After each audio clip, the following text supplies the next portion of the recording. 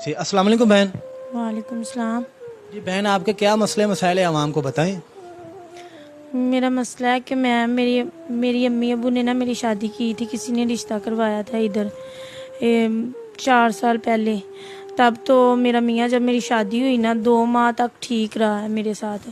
बाद में मेरा बेटा होने वाला हो गया, उसके बाद घर नहीं आता था, 2 2 दिन नहीं था आता।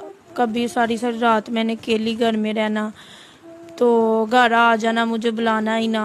अगर मैंने कहना मुझे बुलाते क्यों नहीं, मुझे मारना पीटना शुरू कर देना। बाद में पता चला कि ये नशा करता है। अब 3 साल हो गए इसे आई से पीता है ये।